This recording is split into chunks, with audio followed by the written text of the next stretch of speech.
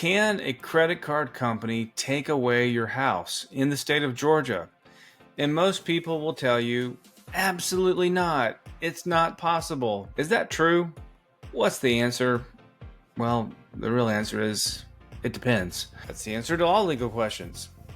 However, I will say this. I have been practicing since 1998, and I have never seen a credit card company go to the trouble from taking it from credit card debt to the point of taking away a person's house. I've never seen it. Is it hypothetically possible? Yeah, it is. Let me tell you how. Welcome to the Bankruptcy Podcast, a podcast about untangling the complex world of bankruptcy in Georgia. Each week, we deliver the best insights and practical advice on how to navigate the legal waters of bankruptcy with expert guidance and real-life stories. Now here's your host, Jeff Kelly. Hello, this is Jeff Kelly, and in today's podcast, I want to talk about, can a credit card company take away your house in the state of Georgia? And most people will tell you, absolutely not. It's not possible. Is that true? What's the answer? Well, the real answer is, it depends. That's the answer to all legal questions. However, I will say this. I have been practicing since 1998, and I have never seen a credit card company, go to the trouble from taking it from credit card debt to the point of taking away a person's house. I've never seen it. Is it hypothetically possible? Yeah, it is. Let me tell you how. Okay, when somebody just stops making payments on their credit card, typically it's about 6 months before the credit card company is going to get around to filing a lawsuit. How do you protect yourself from a lawsuit?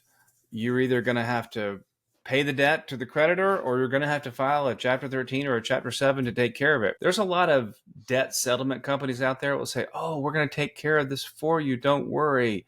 And then what they do is take your money for 6 months, and you're going to get sued anyway. Debt settlement companies cannot protect you. That's how people get into a lot of trouble. So how would it work? How do they get to the point where they're going after your house? Well, step one, they've got to sue you. Step two, they've got to get a judgment against you. If you don't respond, if you really do owe the money, nothing happens, bam, they got a judgment. And I have seen people before who will say, oh, credit cards can't touch me. This is unsecured debt. Well, guess what? Once they get a judgment, it's not unsecured anymore. They're going to take that judgment and they're going to get a document recorded called a FIFE. You can Google it, look it up. Writ of fieri faciis is what it's called. Now, if you really wanted to be mean and vindictive, you can take your FIFE, your writ of fieri faciis, and you can show up to somebody's house with a sheriff and you can say, take whatever they've got, and you can confiscate it and sell it off on the courthouse steps. Again, I've never seen a credit card company do that ever in all my years of practice. I have seen relatives do that to other relatives. When things really get down on a personal level, I have seen that kind of thing happen. Or, it's been a long time since I've seen them do it, but credit unions used to do that when they would really put the kibosh hammer down on people they had loaned money to. Again, bankruptcy protects you from that type of thing, but some people just would rather ignore reality and they mess around and find out. So let's say a creditor does get a FIFE against you and they don't choose to go after personal property and they just let it sit. What happens? That FIFE is accruing interest. Every year, that debt gets bigger and bigger. Will it expire after 7 years? Yes, but they can renew it for another 7 years. And when that 7 years goes by, they can renew it for another 7 years. So every now and then, I'll get a call from some client that will say, this debt's 12 years old. I know it's barred by the statute of limitations. It's not barred by the Georgia statute of limitations when they get a judgment and they continue to renew it. Okay, but hypothetically, let's say we're collecting interest. Could a credit card company at that point, once they've got a large amount of accrual of debt, foreclose? Well, they couldn't do the non-judicial path to foreclosure. Only like mortgage companies can do that when they have security instruments that allow them to do so. Georgia is a non-judicial foreclosure state, which means that your mortgage company can advertise your house for 4 consecutive weeks before the foreclosure date and then foreclose when you call it out in the courthouse steps without having to go through court. Credit card companies wouldn't be able to do that. But I think what they could do, and again, this is kind of speculative on my part because, like I said, in 25 years of practice, I've never seen this one. Could they go to court and do a judicial foreclosure? I think they could in certain situations. Housing prices have been going through the roof. And in the past, in the old days, people just didn't have a whole lot of equity in the state of Georgia. And if you're going to foreclose on a property and you've got an inferior position to, say, a first mortgage holder, if you're going to foreclose and take the house, you're going to have to pay off the first mortgage. So that almost never happened. And that's why a lot of people who had second mortgages would just kind of thumb their noses at the second mortgage company and say, nanny, nanny, boo, boo, you can't get me because I know you got to pay off the first mortgage before you can really foreclose. Well, then real estate values went through the roof. And it's probably been about a year or so, but we had a guy call us just screaming mad because his second mortgage company did foreclose on him. They paid off the first mortgage, and not only did they collect every dime on the second mortgage, they owned his house because it was called out in the courthouse steps and nobody bought it except them. And so not only did they get all the money from the second mortgage, they got his equity in the house as well. Yeah, that happened. Could that happen on a credit card debt? I think it could. Again, very unlikely. They would have to pay off the first mortgage. Is it possible that some enterprising person out there is going to look and realize, hey, these credit card companies have all these FIFAs they're not doing anything with. They're just kind of sitting there waiting for the house to be sold someday so they would collect at that point. Let me back up for a second and make sure I explain that.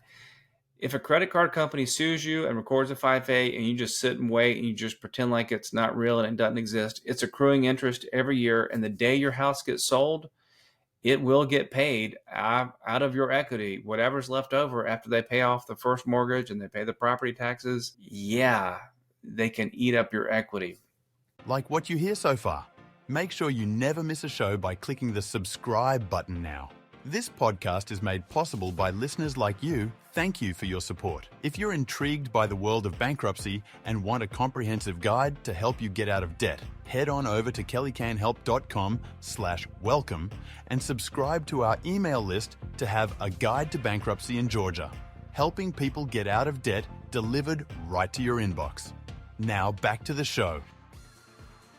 Okay, so back to the crazy hypothetical, could some investor buy FIFAs up from the credit card companies? And could they then start taking a good hard look at the property values and make a decision, hey, I think I'm going to pay off the first mortgage. I'm in second position and then I'm going to foreclose. I think they could. I think it's very unlikely because it's just so much easier and so much less risk to just get the FIFA and let it build and build. To, pay off a first mortgage company has always been incredibly high risk. I think even in a market where we have, big fat amounts of equity, I think it's too risky for most normal people. But hey, if somebody's willing to roll the dice to take over a house, and I have seen so many people have like $200,000, $300,000 in equity, in those cases might be worth it. I have always felt like, a house is always going to retain some value, right? And the truth of the matter is not necessarily. If a house has mold issues, if a house has structural issues, the county can require that it be torn down. And that's typically going to cost at least $25,000 for a small house to have somebody come in and rip it down and haul things off to the dump. So yeah, it is possible, I think, for a house to have negative value. Very unlikely. If it's remotely livable in today's market, it's going to have a lot of value. But long story short, the moral of this story is don't let your credit card debt run away from you. Don't pretend that just because it's unsecured that it's never going to bite you, because I promise it will bite, and it will bite badly. So don't ignore the problem. Meet with a bankruptcy attorney if you've gotten to that point where you can no longer make the payments and there's no way this debt's coming down. Let's meet, let's talk, let's come up with a plan to take care of the issue. Because if you let it go, I am quite confident they will sue. I am quite confident they will try to garnish your wages. In Georgia, you can take 25% of a person's paycheck. The other thing that they will do is get a FIFA and just let it sit and let it record. And every year, it's just slowly going to eat away at your equity of your house. Don't do that. Take care of the problem. Every now and then I'll get somebody that has some huge exorbitant amount of equity, and for whatever reason we can't make a bankruptcy work. Either they don't make enough money to pay it, or the equity is just so ridiculously high there's no way we can wipe out any of it.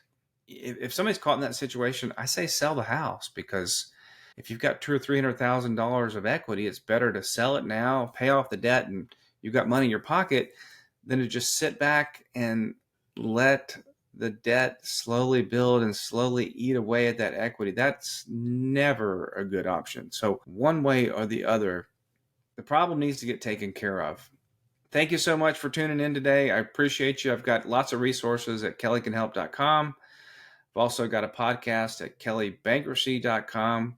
I also have a YouTube channel.